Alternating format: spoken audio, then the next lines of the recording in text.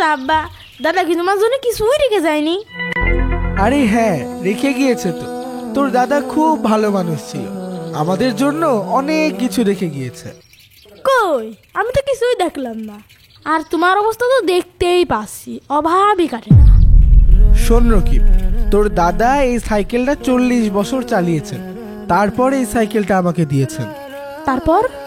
তারপর আর কি, এই যে এই সাইকেলটা আমি এখন চালাচ্ছি, তোকে প্রতিদিন স্কুলে আনা নেওয়া করছি। তার মানে তুমি কি বলতে চাচ্ছ, দাদারে ভাঙাচোরা সাইকেল আমারও চালাতে হবে? হ্যাঁ চালাবি, এই সাইকেলটা তো আমাদের বংশেরই ঐতিহ্য। যে না বংশ তার আবার ঐতিহ্য? এই ভাঙা সাইকেল চালাই কি ঐতিহ্য রাখা যায়? শোন রকিব, বংশ নিয়ে একদম বাজে কথা বলবি না। এই সাইকেলটা শুধু ঐতিহ্যই নয়, তোর দাদার কষ্ট স্বপ্নের গল্প জড়িয়ে আছে এর মধ্যে। সেই যাই থাক, তোমার ওই ভাঙাচোরা সাইকেল আমি চালাতে পারবো না। পরীক্ষা শেষ হলে আমাকে নতুন একটা সাইকেল কিনে দিতেই হবে। সে পরে দেখ, মানে তুই আগে পরীক্ষায় ঠিক মতো পাস তো কর। আব্বা একটা গান শোনাও দিন। আরে গান গাওয়ার কি সেই বয়স আর আছে? আব্বা তুমি না আমার মতন বয়সকালে খুব ভালো গান গাইতে। গান পাট বাদ দে, স্কুলে যে ভালো করে পড়াশোনা কর। এই মতিন। জি স্যার। তাড়াতাড়ি গাড়ি ড্রাইভ করো। জি। ওকে স্কুলে নামিয়ে দিয়ে আমার অফিসে যেতে হবে। জি। আজকে আমার অফিসে মিটিং আছে। Okay sir.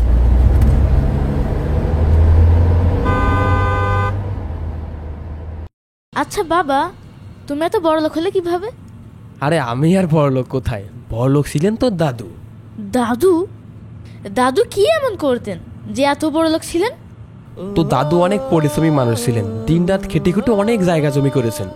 তাহলে তো দাদু অনেক টাকা পয়সার মালিক ছিলেন। হ্যাঁ, তো দাদু অনেক পরিশ্রমও করতেন, সেই সাথে অনেক সঞ্চয়ও করতেন। তাহলে বাবা তুমি কিছু করো না কেন? আরে করি তো, তোমাদের দেখাশোনা করা, এই সম্পত্তি দেখাশোনা করা সবই তো আমি করি। সম্পদ দেখাশোনা করা দাদুর উচিত ছিল, তুমি নতুন কিছু করতে পারতে। সময় পাইনি রে, যে সম্পত্তি আছে এসব দেখাশোনা করতে করতে তো সময় চলে যায়। তাহলে তুমি কি বলতে চাচ্ছ, তোমার জীবনটা দাদুর তৈরি করা সম্পত্তির উপরেই কাটাবে? আরে হ্যাঁ, তো দাদু সম্পত্তি গড়েছে, আমি সেইগুলা খরচ করছি। আর শোন, একটা কথা মনে রাখবি, স্বাধীনতা অর্জন করার থেকে স্বাধীনতা রক্ষা করা অনেক কঠিন। আর আমি তো দাদু সম্পত্তিগুলা রক্ষা করছি। আমিও অনেক পরিশ্রম করে দাদুর মতো বড় হতে চাই। হ্যাঁ সেটাই ভালো, তুই তোর মায়ের মতনই হয়েছিস। আচ্ছা বাবা, আম্মুও কি দাদুর মতো পরিশ্রমী ছিলেন? হ্যাঁ, তোর মা অনেক পরিশ্রমী ছিলেন, সংসারের কাজের পাশাপাশি নিজের লেখাপড়াটাও করতেন। আমি নিশ্চিত আম্মু থাকলে নিশ্চয়ই বলতো তোমার বাবাকে একটু ধাক্কা দাও। ধাক্কা পরে দিও, ওই দেখো তোমার স্কুল চলে এসেছে।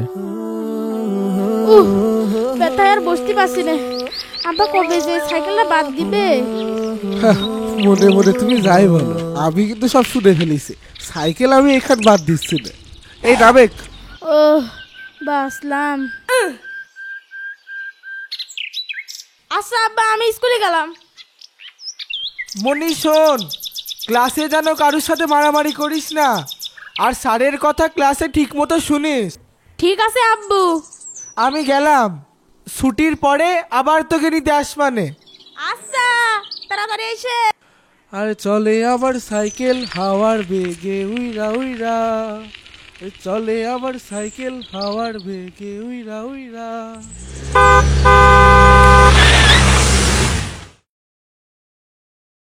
যাও স্কুলে যাও। বাবা আমি একদিন অনেক বড় হব, দাদুর থেকেও বড় হব ইনশাল্লাহ। এখন যাও, ক্লাসে গিয়ে মন দিয়ে পড়াশোনা করো। ওকে বাবা, বাই বাই।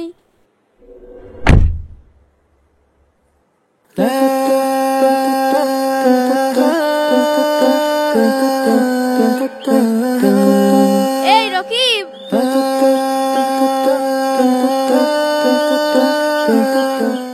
এই রকিব, তোকে সাইকেলে করে আসতে দেখলাম, উনি কি তোর আব্বু? হ্যাঁ আমার আব্বু। তোর আব্বুকেও দেখলাম, দেখে মনে হলো তোরা মেলা বড় লোক, তাই না? হ্যাঁ ঠিকই বলেছিস, আমরা অনেক বড় লোক। হ্যাঁ তাই মনে হলো যে বড় গাড়িতে আসলি। রকিব জানিস, আমার আব্বু বলেছে আমাকে একটা নতুন বাইসাইকেল কিনে দেবে। হ্যাঁ নতুন সাইকেল? কিন্তু আমার তো পুরনো সাইকেলই চালাতে হবে। কেন, তোর আব্বু কি তোকে একটা নতুন সাইকেল কিনে দেবে না? না রে, আব্বু বলেছে পরীক্ষায় পাশ না করলে সাইকেল কিনে দেবে না। ওই শোন, ঘন্টা দিচ্ছে, ক্লাসে গিয়ে আরো কথা হবে। ঠিক আছে, চল ক্লাসে যাই।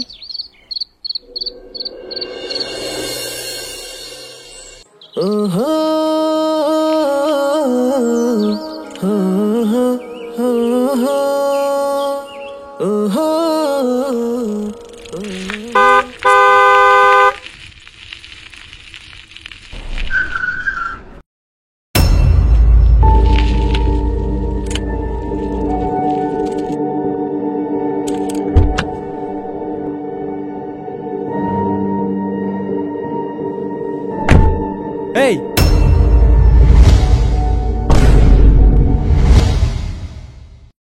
তুই আবার ওই গরিবের সাইকেল উঠেছিস? তোকে না বলেছি গরিবদের সাথে একদম মিশবি না। বাবা, রকিব তোমার বন্ধু হয়, ওর বাবার সাইকেল একটু চড়েছি, এত দোষের কি? তুই জানিস না ওরা কত গরিব? ওদের সাথে মিশলে মানুষ কি বলবে? বাবা, এভাবে কথা বলুন, রকিব তোমার বন্ধু হয়, ওর সাথে তো আমি মিশতেই পারি। তুই এই গরিব ফকিরদের সাথে মিশলে জীবনে কিছুই করতে পারবি না। দেখুন ভাইজান, আপনি এভাবে কথা বলছেন কেন?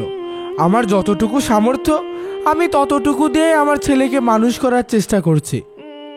আমার আপনার মতো দামি গাড়ি নেই, কিন্তু আমার এই সাইকেলটা দিয়ে ওকে প্রতিদিন স্কুলে পৌঁছে দিই। আর এটাও যদি ভুল হয় তাহলে আমার আর কিছু বলার নেই। বাবা, তুমি কিভাবে বলতে পারলে এই কথা? বন্ধুত্ব কি ধনী গরিব দেখে হয়? তোরা তো বোঝা লাগবে না, কালকেই তোকে আমি নতুন সাইকেল কিনে দেবো, তবে আর কোনোদিনই গরিব ফকিরদের সাথে মিশতে পারবি না। চল।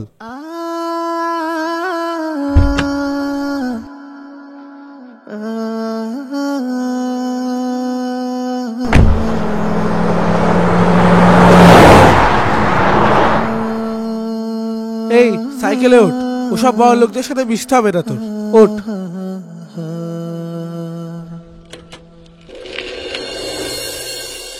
রে মানুষ একটা বিচার।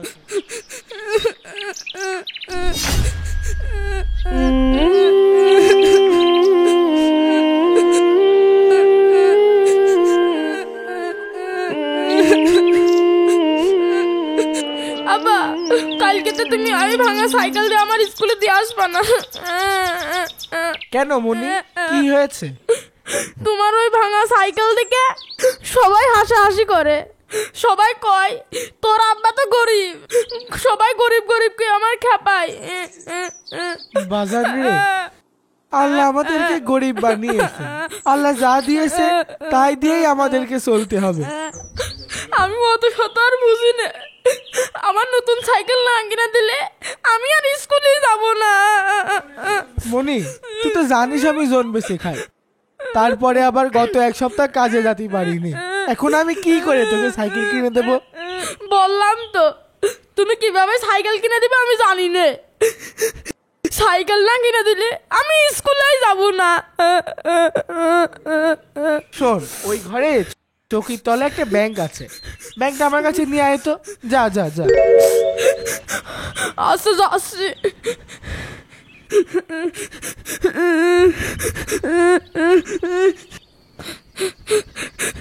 এই নাও আব্বা।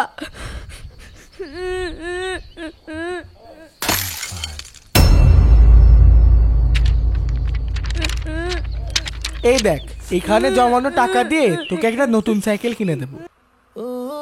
বাজান, তোরে কান্দিস না বাজান। সত্যি কষ্ট আব্বা, নতুন সাইকেল কিনে দিবা? হ বাজান, সত্যি কিনে দেব। এবার তুই একটু হাসতো দেখি। এই তো আমার লক্ষ্মী বাজান। তাহলে আজকেই কিনে দাও সাইকেল। হ মনি, চল আজকেই শহরে যে তোকে একটা নতুন সাইকেল কিনে দেব। চল চল। চলো চলো।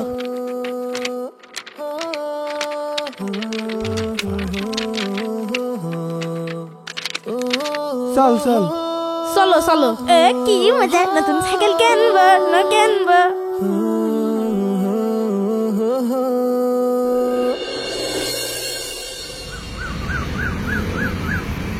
কিরে আপন, তুই দোকানে এত দেরি করে আসিস কেন? ঠিক মতো সাইকেলগুলো পরিষ্কার করিস না, এভাবে তো ব্যবসা চলবে না। স্যার, আমার খুব জ্বর আইলো, এই জন্য আসতে দেরি হয়ে গিয়েছে। এই সব মিথ্যা অজুহাত আমার কাছে দিবি না। যা, সামনের ওই সাইকেলগুলো ভালোভাবে মুছে দে, একটা সাইকেলেও যেন ময়লা না থাকে। আমার দোকানটা সবসময় পরিষ্কার পরিচ্ছন্ন রাখতে হবে।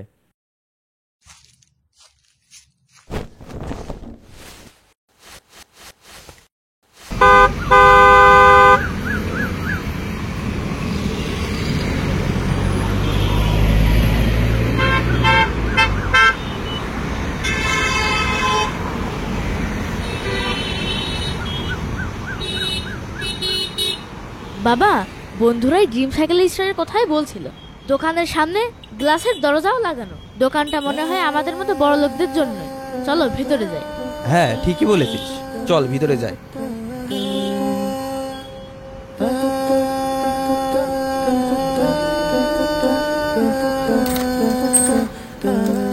Welcome sir. আসেন স্যার, ভিতরে আসেন।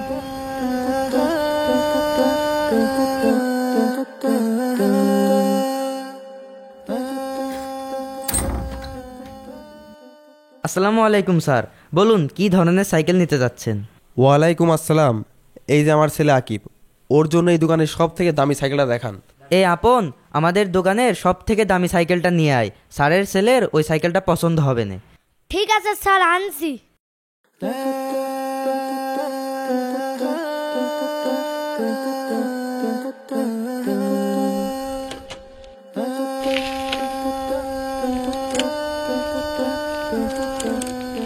বাবা, এই সাইকেলটা তো দারুণ। আমি এই সাইকেলটাই চাই। ঠিক আছে বাবা, আমরা এই সাইকেলটাই নেব। ভাই, আপনাদের দোকানে কি 10-12 হাজার টাকা দামের সাইকেল আছে? জি ভাই, আছে। আসেন ভিতরে আসেন, তারপর দেখাচ্ছি। বুঝলাম না ভাই, আপনার দোকানে এসব গরিব ফকির ঢোকে কিভাবে? দেখেন তো কেমন ছেঁড়া ময়লা কাপড় পরে আসছে, গা দিয়ে কেমন দুর্গন্ধ ছড়াচ্ছে। আমার এই ছেলের জন্য একটা সাইকেল কিনতে আসছিলাম। আমি আপনার দোকান থেকে 45,000 টাকা সাইকেল নিচ্ছি। এখন যদি কোনো গরিব ফকিরের কাছে সাইকেল বিক্রি করেন, আমি কোনো সাইকেল নেব না। ঠিক আছে স্যার, আমি দেখছি কি করা যায়। এই আপন, এনাকে দোকান থেকে বের করে দাও তো। আপনারা দোকানটা বেরিয়ে যান দিদি, যান বেরিয়ে যান।